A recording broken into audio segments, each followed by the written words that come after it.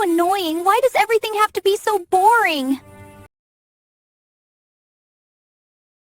All right, good morning, good afternoon, good evening, wherever you may be. Welcome back to Honey Badger Arcade. So on today's video, I'm going to be talking about some political things that happened last night. I was originally going to make a video about a different topic, but I think that's going to have to wait because we have to strike while the iron is hot. So we had in the United States a few elections, and they were in states like Pennsylvania, New York, New Jersey, and Virginia. And I believe there were others as well. And they went blue all the way. So they all went Democrat. And there are people that are trying to understand why. And there's some speculation on like whether or not it was what was offered and that kind of thing, but I think I know what the bulk of it is.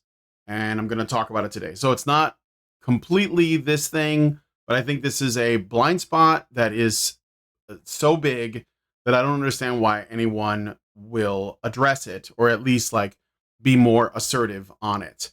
So before we get started, I'm going to ask you guys to please like the video and share it. I appreciate it. It really helps a lot. And, give me some suggestions of other things you want me to cover. I normally talk about cultural things on this channel, but sometimes you have to look at how the world is being impacted by our culture, and it just can't be ignored. So, all right, first let's talk about New York, because the most radical candidate you can come up with won the election, and he completely swept it. And I think it's important for us to look at why this happened. So let's take a look at this. All right. So here is a video where a man interviews a woman on the street as to why she's voting for Zoran Mamdani, who is a communist, like a literal. He calls himself Democratic Socialist, but he's basically a communist, like AOC, like Bernie Sanders, and a Muslim on top of that. So why would you vote for somebody like that? Who are you voting for mayor? I am voting Mamdani And why? because he's the most obvious choice. What makes him an obvious choice for you? It's just like, I'm trying to think.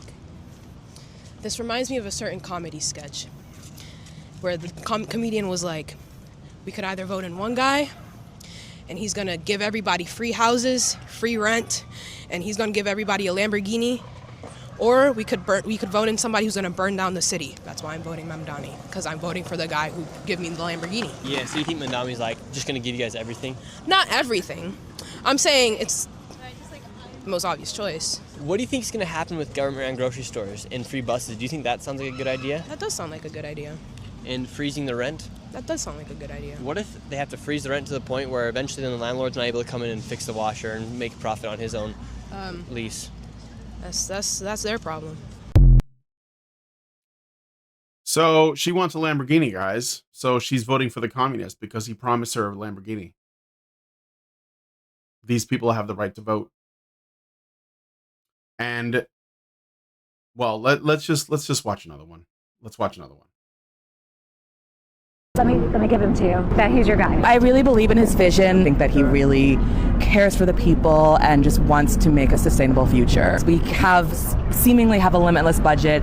Septum piercing, by the way. For things like policing and, I don't know, tax breaks for wealthy individuals, but there has to be money for things that support more people. There's a lot of stuff in his social media background that, a lot of New Yorkers are sort of feeling unsure about. I don't think they're real concerns at all. I think people are just searching for something. They're very uncomfortable with him having a lot of socialist policies. He's not anti-Semitic. He's just, it stands for Palestine, but people unfortunately equate that with being anti-Semitic. Let me give him to you. That he's your guy. So I guess that's important. He's not anti-Semitic, guys. Like this is where our priorities are at. He seems like a nice guy. I feel like he's gonna help us. Look at his smile. He raps. He lifts weights in the park. He's just like me. He's literally me. What are his policies? I don't know. Free stuff. How is he going to do that? Doesn't matter. I don't care. That's not my problem. I just want what I want. This is where we are right now. This is how people are making decisions. Women specifically. And that's the thing I'm bringing up. Do you notice how many women there are? So let's look at another video. This one might have some men sprinkled in it too, but it's still going to be mostly women. If you had to describe the Democratic Party in one word, what would it be? Disappointing. Do nothing. Disconnected. Failing. I mean, the only word I can think of is nothing. Politicians these days largely support billionaires and support like the billionaire class. And when I saw a candidate like Mamdani, I did not feel the same. I felt that was somebody who was actually speaking to the issues that impact me as a New Yorker. Zohran Mamdani made history this past June when he won the most votes of any candidate in New York City primary history. And a lot of those were new voters. We are here at the New York is Not for Sale rally with Zohran, Bernie Sanders, and Alexandria Ocasio-Cortez. And we're talking to new voters and asking them, what is it that got them to the ballot box for the first time? Lack of understanding history, perhaps? Matthew, can I ask, did you vote in the 2024 presidential election? No, I didn't. I honestly didn't, for the sake of not really fully understanding what their objectives were or what they really wanted to change. But with Zohran, I feel like it's straight to the point. So what is it that prompted you to register to vote for the first time?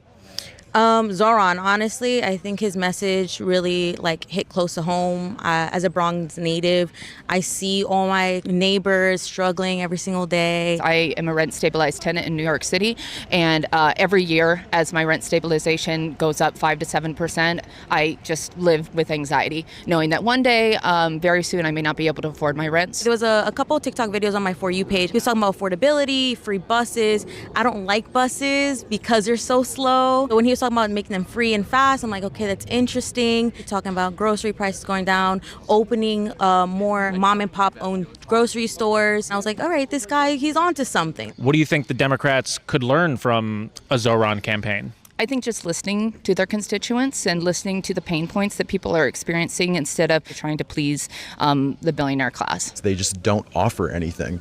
You have the three people that are here today, AOC, Bernie, Zohran, they're offering something. They're not just running against the right. Schumer doesn't offer anything. And Jeffries doesn't offer anything as well. We need both of them out. Stop, listening to big money interests. Listen to the people. That's what we are. That's what we're fighting for. How are you going to feel if he's not able to get everything he promised done? I think I definitely feel disappointed if some of the promises fell out. He's probably going to be able to deliver on some things, maybe not on everything. And I'll take whatever one that we can get and keep hoping for the best for him and the people that he inspired to continue to run. People need to be really conscientious and patient, knowing that Zohran is going to have a lot of challenges in front of him in Albany. I feel proud to take and vote for him. I feel like there's something about that guy where he might not be able to achieve everything. He's gonna fight for everything. He's gonna fight for all of our needs and wants. He might not accomplish everything, but that fight is what ignites me to come and vote today. This is what the left is, guys. The left is will to power. I want, I deserve, right? And that's what they listen to. And it's so simplistic and childish that all you need is the right guy that speaks like the way that these people speak and smiles at them and says, I'll get you everything. And then gives them like something that sounds like a plan. Oh, we'll tax the rich. And people will be like, oh, well, that'll work because that needs to happen. I've been hearing in every facet of my culture, like every TV show, every movie, even like most video games, corporations are evil and they always steal and they never give. So yeah, let's tax them. Then I'll get my Lamborghini. Then I'll get my groceries. Then I'll get my bus rides, right? And people act on that. And I think that like women in particular are interesting because they are only someone who lives as comfortable and as safe a life as they do because of all of the tireless work that men do to keep their society safe, could have such a diluted vision of the way the world works that they're just like, I'm not getting enough and I need more. Like, how could an obese woman be like, I'm hungry? But that's what we're looking at. That's what we're seeing. And they're willing to like destroy everything to get what they think they deserve. And of course, yeah, it's interesting that it's young people because they haven't been on this earth even long enough to know like how good they have it, to appreciate the blessings in their life, because that's where this comes from, right? So, all right, I'm going to cut to the chase here. We have some data that shows in the New York race. So this is about the New York race with Mamdani, but I have some data for the other races as well.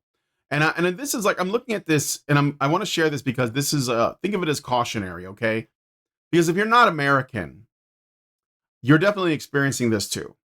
If there are women in your country, you're experiencing this, and every country has women, so everyone is experiencing this. Yeah, even like China and Japan are going to be dealing with this stuff. Okay, so here is a video from Fox News that looks at some data on the polling. Well, the projections. Let's look at this. Okay.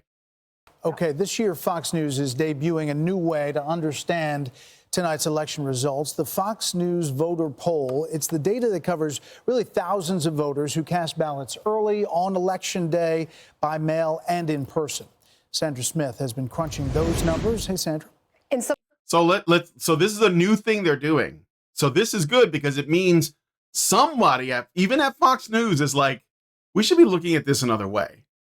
And so they're going to be breaking this down in a unique way. And I think it's going to be very telling. So let's take a look. Some of the key groups that we're seeing behind the vote really telling the story here in New York City. When you break it down by age of the voter, the youth vote overwhelmingly went for Mamdani in this race. 75% of their support went to him. And when you break this down into gender, that number gets even bigger. The female youth vote, women under the age of 30, you break that down, that number goes over 80% support for Mamdani. There you go. Women voted for the communist because they feel like he's going to give them free things. They want Gibbs. And also like the Wignats, you know, I like to go after them a little bit. The white nationalists, the Nazi LARPers online, they'll make it like, they'll say it's the blacks that do this, right? No, it's women. Yes, black women, Latino women, Asian women, white women, all the women. The women are doing this, guys. I'm sorry, Wignats, but your white queens, they're voting for this shit. They hate you.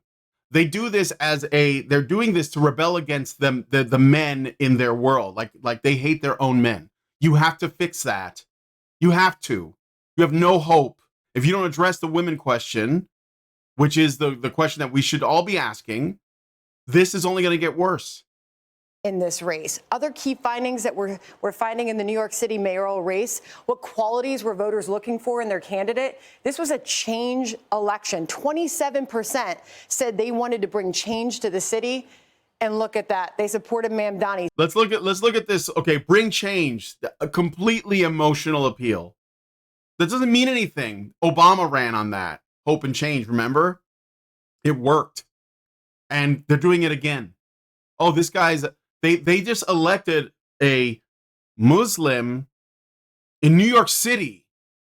Like, I mean, these are people who probably don't remember 9/11 or they weren't alive for it. I'm not saying that that's the only thing, but isn't it a stark contrast to think that the city that suffered the greatest terror attack in our country's history, or at least for a long time, I think in our country's history, elects the guy who shares that ideology?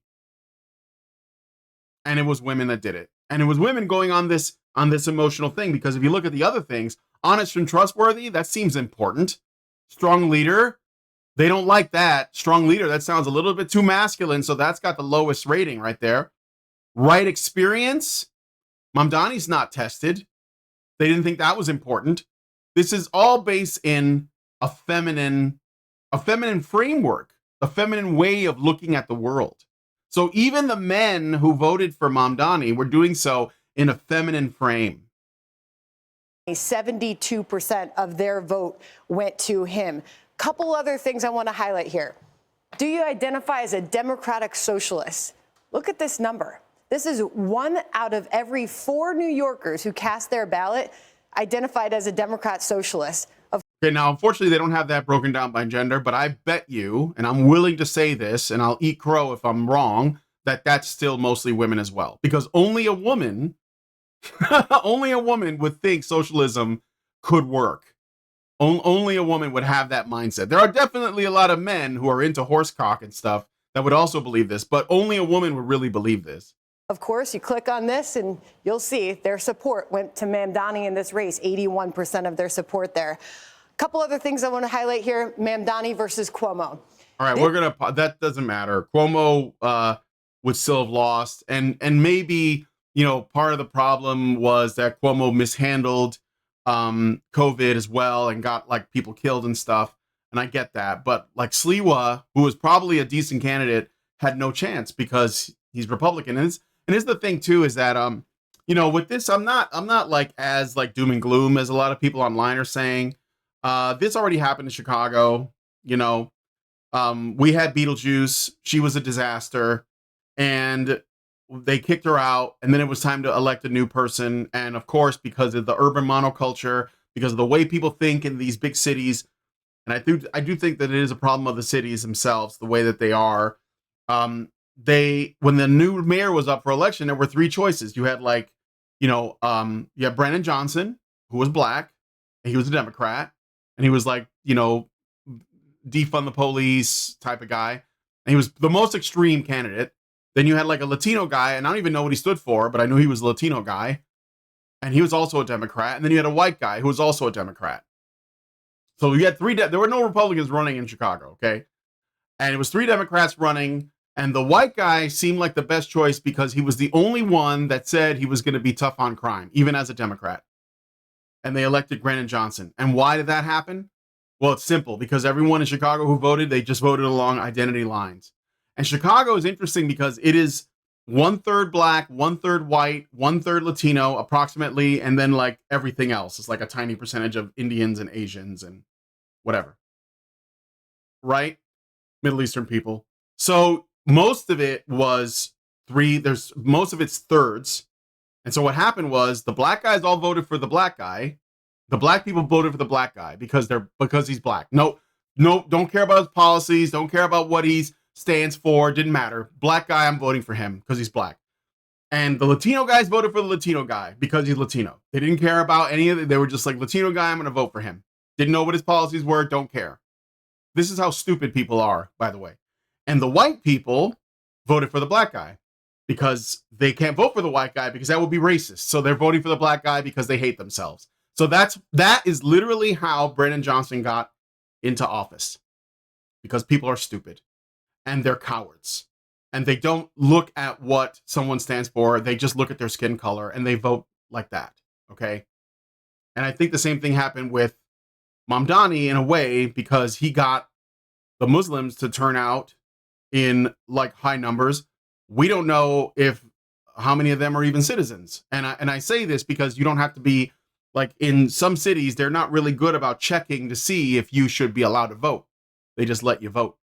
And a lot of people vote that shouldn't be voting in these big cities. And I know that because my wife, who is still, at the time, she was still going like through the process of getting her green card, was invited to vote. And when she told them, I'm not a citizen, they said, no, it's okay. Come on. So they were going to let her do it anyway. She didn't do it though, but that was in Chicago. So I wouldn't be surprised if stuff like that happened in New York, Minneapolis, you know, these other cities. Probably happened. It's also worth pointing out that Zohran Mamdani, his mentor is Linda Sarsour. So it's still a woman, by the way, that made him basically electable, let's say. Made him into an electable person. So, all right. So we have this data, and there's more data that's come out that I want to share.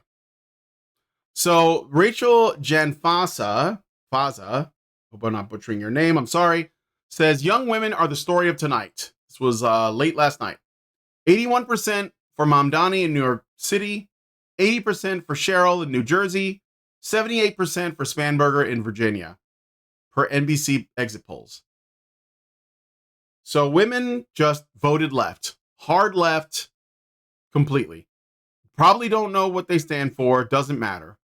They don't even care that the Attorney General of Virginia, Jay Jones, was essentially in support of like murdering his political opponents, which I will also show you guys.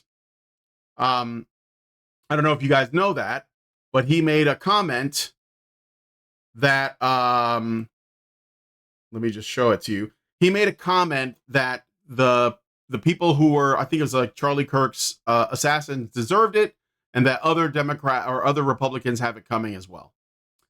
And even though that was shared everywhere, you know, as like just to warn people, it didn't matter. The women came out and voted for him anyway. Remember when I made a video like earlier that talked about women, that women might be more in support of political violence than men? And so like this is what I'm talking about. And this is like something that we should not ignore, you know? So Jay Jones supports murdering his political opponents and nobody cares. They voted for him anyway. And that was the thing that bothered me enough that I wanted to point this out too. Here's Wick TV, who is a centrist. It's bullshit. And he says, this is the one that shouldn't have won. I would not have voted for him. I wouldn't have voted for him. I don't know why you guys did. I wouldn't have voted for him.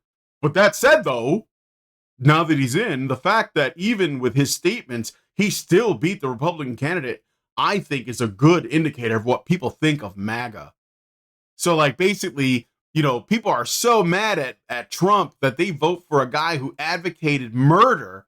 Wow, that says a lot about you guys, doesn't it?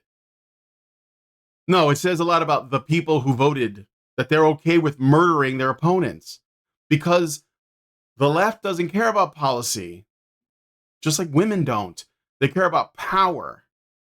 That's what they're after. It's always been that. So this is just like an extension on a thing that I talked about before, where women have moved very far left. And I'm going to share with you guys some information. We've covered this in the past, but I'm going to repeat it in case some of you guys are seeing this video and you don't know.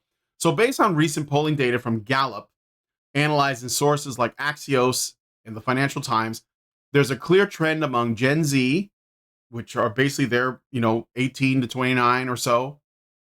Young women have shifted significantly leftward in their ideological identification over the past 25 years, while young men have remained largely stable with a slight conservative lead. And this is true. So like people say, oh, men and women are moving so far apart. No. Men are not moving that far. They've moved slightly to the right. Women have gone off the rails. They're completely out to lunch. They're just insane.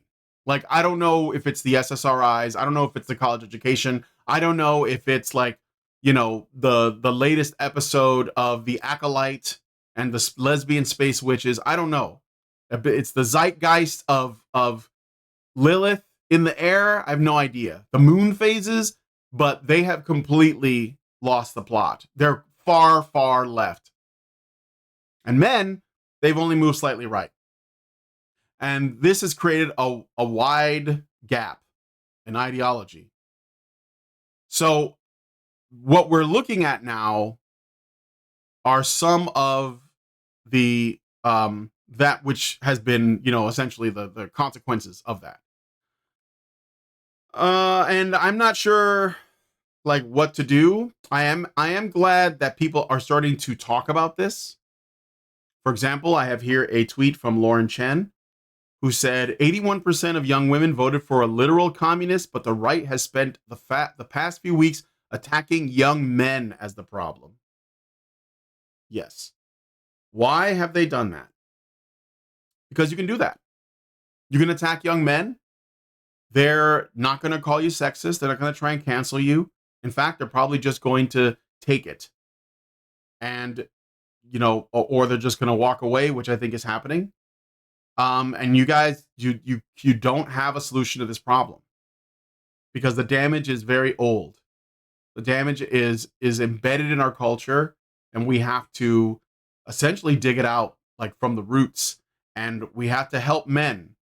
We have to help men, not shame them, not attack them, not insult them, not demand they step up, not tell them to stop watching porn. Allie Beth Stuckley. We actually have to mentor them so that they can make them something of themselves and be satisfied. And women, I'm sorry, but if this continues, I'm afraid that men are going to get to a point where they're going to be like, okay, you've had your fun. We're taking your toys away now.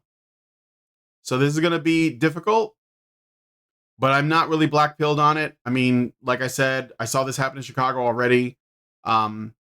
This is these states that all like went blue were basically already blue. New York's been blue a long time. California's blue, Pennsylvania's blue, Virginia's blue because of its proximity to places like Richmond and Washington, D.C. So that's not going to change. But the concern is that how far left it's going. And I'm afraid that people in New York and these other places are going to suffer. If they think they're just going to tax the rich and everything's going to be cool, well, they're going to be in for a rude awakening when all the businesses leave, because they will. And then you're not going to have anyone to tax. And the best part about all this too is that socialists never have to take accountability for outcomes, only intentions. So they'll just be able to say, well, I did everything I could and it just didn't work out. Let's blame the corporations. Let's blame the farmers. You know, let's blame the workers. Let's blame the landowners. Let's blame the landlords. Let's blame Trump. They're not going to take responsibility because they don't ever have to, because their morality is measured by what they were trying to do and not what actually happened. And these people are doomed to relive the same cycle that's happened in so many other countries. And that's, I mean, whatever. I mean, I don't know how much suffering is necessary before people start waking up, but it looks like we're not out of the woods yet. We're going to have to go a little bit further. Okay, so 2 more things I want to show you guys. So this is just a quote that I think is relevant by Yuri Bezmenov. And he says, as I've mentioned before, exposure to true information does not matter anymore. A person who is demoralized is unable to assess true information. The facts tell nothing to him. Even if I shower him with information, with authentic proof, with documents and pictures, he will still refuse to believe it. That's the tragedy of the situation of demoralization. And just change him to her, and you're looking at what we're experiencing right now. All right, so I'm going to end the show there. I do want to show you guys one more thing, though, real quick, that's actually game related. I do want to make videos that are cultural in focus, but I think that we have to look at the reality of our political situation because these things are not disconnected. Our stories tell us like what is important and what we should value. And we've been telling the wrong stories for a long time. So I think that we need to like revisit this and reevaluate and see what it is that we can support. But there's no escaping the political. There's no escaping it. So there's no point in trying. You might as well, if you're going to see something that's political, it should be good politics. It should be good values. It should be good morality. All those things are, you know, politics is downstream from culture. Culture is downstream from morality. You know, is it virtuous? Well, then your culture will be virtuous. If your culture is virtuous, then your politics will be virtuous. So, all right. Anyway, one last thing I want to show you guys.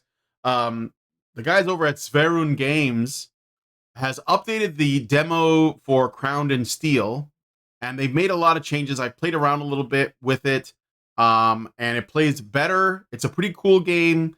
It's got a really cool combat system. It's not, I wouldn't call it a Souls-like, although I guess I wouldn't call it that. So don't use that term because I think that's really overused. But here's an example of some of the, I guess you could say, improvised weapons you can use. So here's him beating this enemy with a chair.